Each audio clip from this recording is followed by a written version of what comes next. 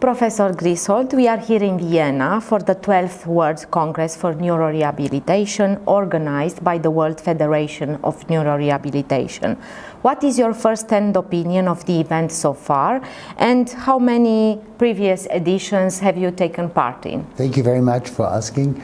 I think it's a great idea that this large congress, and I think it's a large congress with 2,000 or 3,000 people, takes place in Vienna. I've watched the rise of the World Federation of Neurorehabilitation over the years, and it started with a small congress. I think the first one was in Vienna too, and it's getting a big movement. And I think one of the advantages of this organization is that it's multidisciplinary and also multi-professional.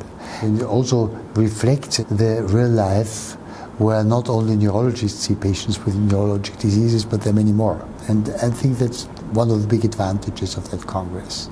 I've just been attending an international session that was jointly made with the World Federation of Rehabilitation and the World Federation of Neurology, and there were many ideas spread. But I think looking at the regions of the world, there's a lot to do to get a joint concept. Thank you very much for your answer. What is the impact of such events on the new generation specialists in neurorehabilitation? The structure of organizations is changing, and we have all seen that the change from the hierarchic structures down to the more bottom-up structures. I think in many organizations the young neurologists have a significant role. But I think it will be still a matter of discussing, of implementing it, and using the forces that are created here. By that I mean forces. Young people have good ideas. Some of them are not conventional, and this is the complement to the WFNR. Such a platform which allows young people is a creative platform. I was just having a meeting before with another society who are complaining that in the age group of 40 to 50, at present, they have no leaders, because for some reason they forgot to produce leaders. And I must say, the American Academy, for instance, has leadership programs for years. Any young neurologist who sees patients, who interacts with staff, with disciplines, who interacts with carers, is a leader. And we have to make young people aware of that. Yes, you are right. Thank you very much for your answer. As the president of the World Federation of Neurology, what do you consider the primary organizational gaps in neurorehabilitation at the international level? I think this connects with your previous answer. It connects with the previous answer. And having been to this session where I've been just now, I'm more out of wit than before, because obviously there are only few countries where this concept seems to work. I think Germany, the Swiss and the Austrian societies for years have been advancing on that. And if you look at this concept of rehabilitation centers, I mean, in particular in Germany, where this works so fast and is usually or very often controlled by neurologists who are dedicated to neurorehabilitation, this is an excellent template. In other countries of Europe, I think there are similar things, but I think this fluent concept, implementing rehabilitation into the trajectory, is best seen in stroke. For some countries that are our members, like Africa, there are many other things to solve before, and I have only recently spoken to a young colleague from African countries who says, well, they do stroke unit, and then, well, they go back to the families. So I think rehabilitation is excellent, and it's something we all need. I have also been very engaged, and I'm still in neuro-oncology, and a few years ago, if you were trying to send a patient with a brain tumor to a rehab center, they would just refuse. Or in neuromuscular disease, ALS patients were for the same reason. But I think there's a big change, and the change has happened that rehabilitation does not mean cure, but rehabilitation can help to gain some functions of daily living, and that's the world for the patient. How can primary and tertiary prevention be improved concerning neurological diseases, especially for low and middle income countries? Prevention is something that we learn about, we know about, we do it in some ways, but of course it can be much enlarged.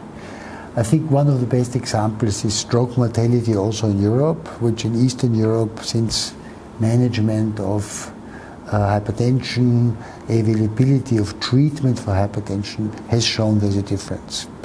Yet many people of the world are not aware of that. So I think this is for the most frequent disease. There are many other examples. If you look at epilepsy, you would be able to prevent many conditions by preventing head trauma. So there are many examples on how prevention can be done.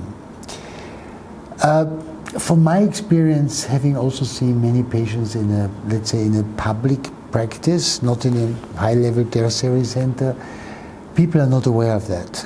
And I think the awareness of hypertension has been not only an achievement of neurology, but also of cardiology. And this is a big step. One thing I also want to remind is that there are some factors we cannot influence. One factor is genetics, but age. And I think one of my great wishes is that neurology is aware of ageism. People should receive treatment, should receive the best care that's available, also if they are old. Yes, indeed, and it is connected with the quality of life, because being old does not mean that you necessarily a low quality of life, for example. This is, of course, implicit that the quality of life should be preserved. Of course, we know that several aspects, as maybe social factors, personal factors, may be changing over time. Yes, thank you very much. How can multidisciplinary international collaboration be strengthened to provide the best evidence and care for patients?